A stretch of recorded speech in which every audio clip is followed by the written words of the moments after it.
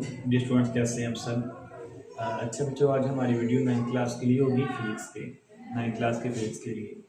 तो चैप्टर हम स्टार्ट करेंगे काइनेमेटिक्स, चैप्टर नंबर 2 फिजिक्स का। बेटा सबसे पहले उसका कॉन्सेप्ट हमारे पास क्या है, between rest and motion you can differentiate. आपके बेसिक कॉन्सेप्ट हो कि आप रेस्ट और मोशन के दरमियान में डिफरेंशिएट कर सकें। तो what is rest and what is motion. तो rest, a body is said to be at rest when it is just not changing its position with respect to its surrounding।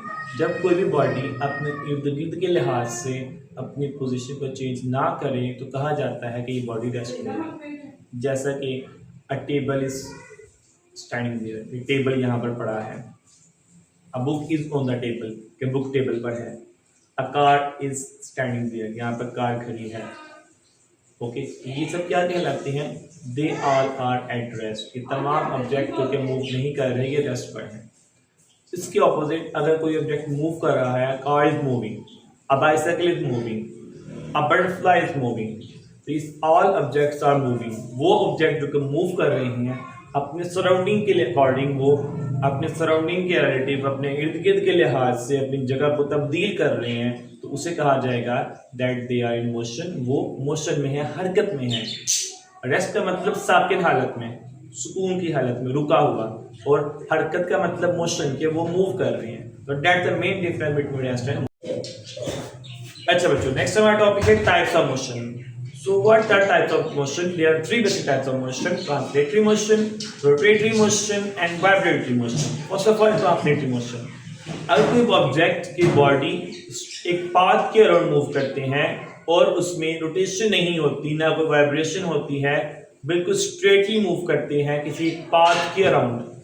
वो straight path भी हो सकता है, वो circular path भी हो सकता है, वो रैंडम पाथ हो सकता है। अगर एक पाथ के अराउंड मूव करते हैं, लाइन पर मूव करते हैं, तो उसे कहा जाता है ट्रांसलेटरी मोशन। फॉर एग्जांपल, एक बस अगर बिल्कुल सीधी चलती है, that is in translatory motion. एक टॉय ट्रेन है जो एक सर्कुलर पाथ मूव करती है, that is in circular motion. Butterflies और बीज जो हैं वो मूव करती हैं रैंडमली, कभी इस तरफ जाएंगी, कभी इस तरफ जाएंगी, कभी इस तरफ जाएंगी। मक्खियां, बीज जैसे मच्छर, ये सब जो कि इंसेक्ट्स हैं, जो कि फ्लाई करने वाले हैं, वो रैंडम पाथ मूव करते हैं। तो these are three types of translatory motion. First of all linear motion, circular motion, and third is random motion. इसके बाद टॉपिक है बेटा rotatory motion, the second part of the second type of motion. Rotatory motion, when a body rotates or spin or orbits around its axis। जब कोई object अपने एक मदार के गिर्द, अपने एक्सिस के गिर्द रोटेट करता है, that is called rotatory motion. For example, एक स्पिन व्हील है, वो रोटेट करता है। कार का व्हील है, बाइसाइकिल का व्हील है, तो वो रोटेट करता है, अपने एक्सिस के अराउंड रोटेट करेगा। तो जब वो अपने एक्सिस के अराउंड रोटेट करेगा, that is called rotatory motion. वो बेसिकली अपनी जगह को तब्दील नहीं कर रहा, बट वो अपने एक्सिस के अराउंड रोटेट कर रहा है। एक डोर को आप ओपन करते हैं, क्लोज करते हैं, तो वो डोर अपने एक्सिस के अबाउट रोटेट कर रहा है, अपने महवर के गिर्द घूम रहा है, तो उसे कहा जाएगा रोटेटरी मोशन। आप एक टैप को, एक नल को ओपन करते हैं, तो उसमें से पानी निकालने के लिए ओपन करते हैं, तो उसको आप रोटेट करते हैं, तो that is also called rotatory motion. And the next is vibratory motion.